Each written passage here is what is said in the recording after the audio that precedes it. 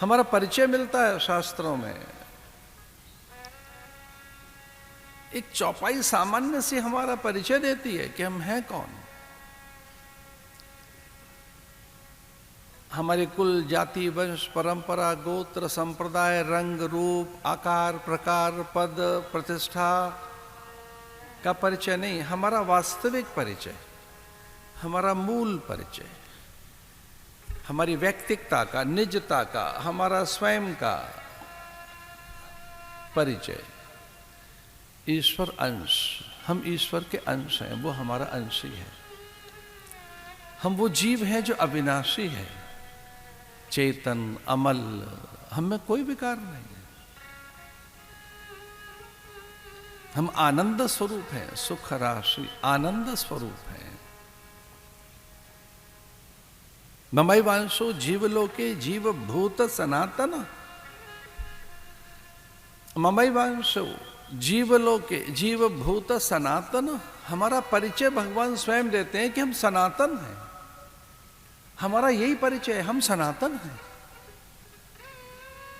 भगवान कहते हैं ये सब मेरा अंश है, मैं इनका अंश ही हूं, मुझसे हैं सब।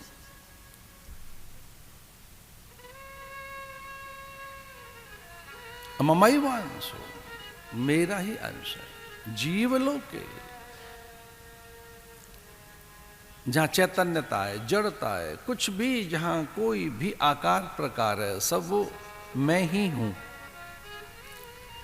मैं ही उसका निमित्त कारण हूं, उपादान कारण हूं, निमित्तोपादान कारण हूं। मैं उसमें हूं, उससे भिन्न हूं। अहमात्मा गुडाकेश सर्वभूताशय स्थित।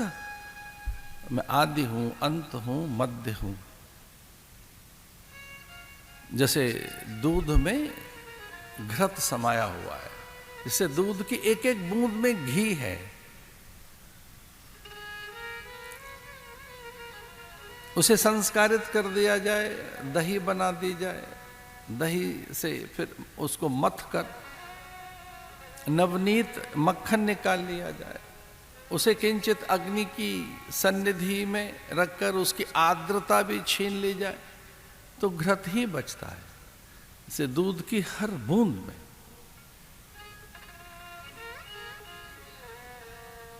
कस्तूरी कुंडल बसे मृग ढूंढे बनमाहे। ऐसे घट घट राम है, दुनिया देखे ना है। वो सब जगह बसा हुआ है। जैसे अग्नि है सब जगह, बस वो तब प्रकट होती है जब उसका संग मिल जाए।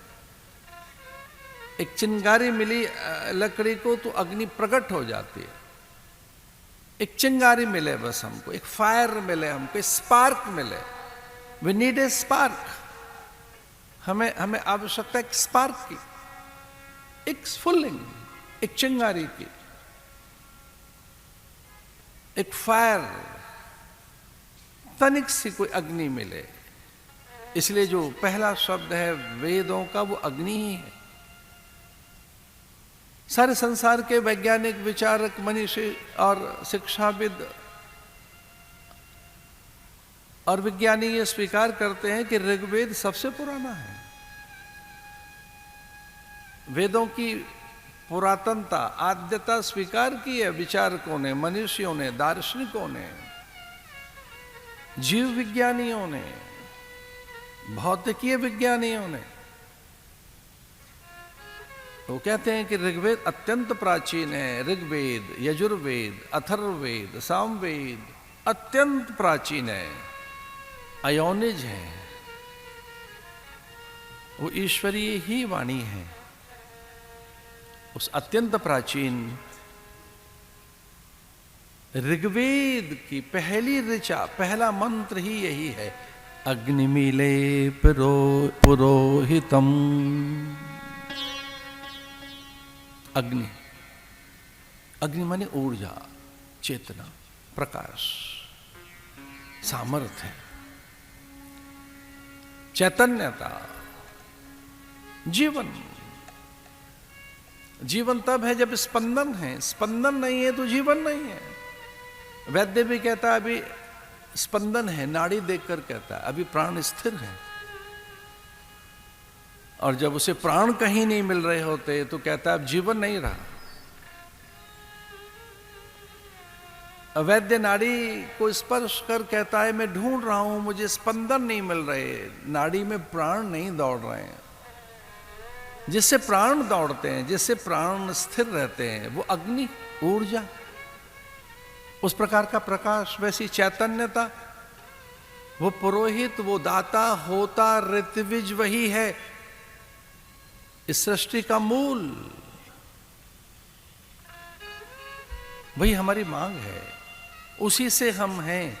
और जब तक वो हमें मिलता नहीं, अपूर्णता, अधूरापन बना रहता है।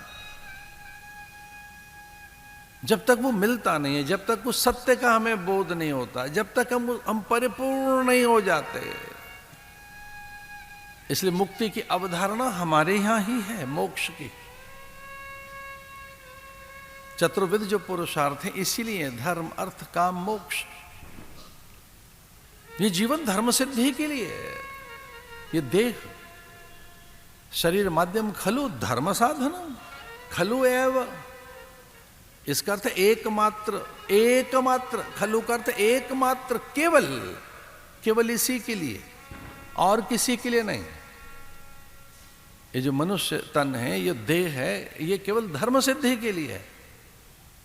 शरीर माध्यम खलु धर्म साधनम, उसको प्राप्त करने के लिए, उस सत्य को उद्घाटित करने के लिए, उस अनंतता को अर्जित करने के लिए, अपने यथार्थ, अपने मूल, अपनी वास्तविकता, अपने स्वरूप, अपनी सत्यता को उजागर करने के लिए ये जीवन है।